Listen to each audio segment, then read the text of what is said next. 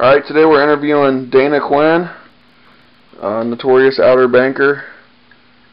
Awesome local dude, ripper, doesn't get his fair shake. So we're this is a video interview. We don't get a chance to do many of these, but when we do, we like to take the advantage, and Dana definitely wanted to do one, so we'll get right into it. Have you lived down here your whole life, Dana? Since day 2. How old are you? 22 years old. Right on, man. So how's life treating you on the Outer Banks? Right now, seasonal depression is setting in, man. Right like on. Every year as soon as time changes. That's cool. So I mean, it seems like you and your peers are trying to make a name for yourself in surfing. Like, what are some of the main challenges you guys are facing? A lot of it's the location. I don't think the Outer Banks is starting to get a lot more coverage. I think that I've definitely seen in the last year that there's been a lot of press and media given to this place, but a lot of we're a product of our environment too. I mean, I like to be lazy and hang out on the Outer Banks. So I mean, what do you think are like the things that are keeping you personally from like being a professional and being able to get that monthly check in the mail? I've got too much of my own agenda, just surfing for fun and traveling and going where I want to go, and just selfish. Right. Are you planning on changing any of that? Has that always been kind of your mindset, or are you trying to kind of shift gears, or what? I've been trying to shift gears lately. Really?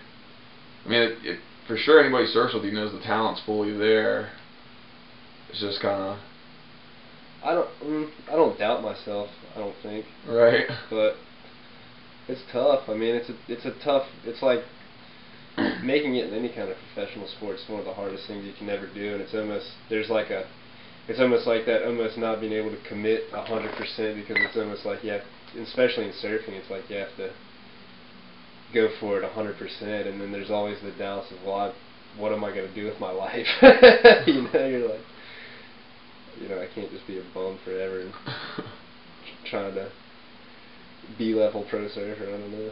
Right. I mean, do you think that it's less about how well you surf and more about who you know, or vice versa, or do you think there's a certain level of minutes who you know, or?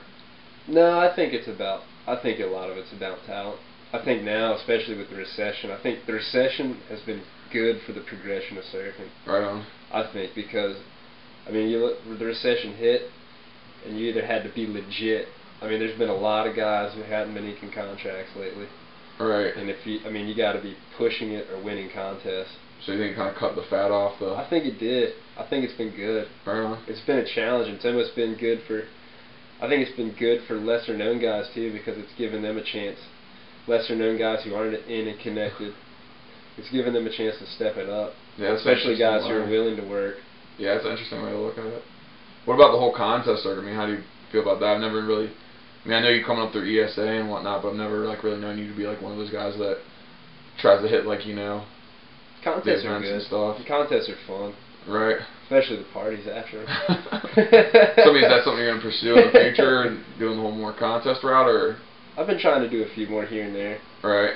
It's specialty events that make it fun, like Battle of the Banks especially. Right. The ones that are just... They're more for bragging rights. And what do you think about the typical format? Like how contests are traditionally run?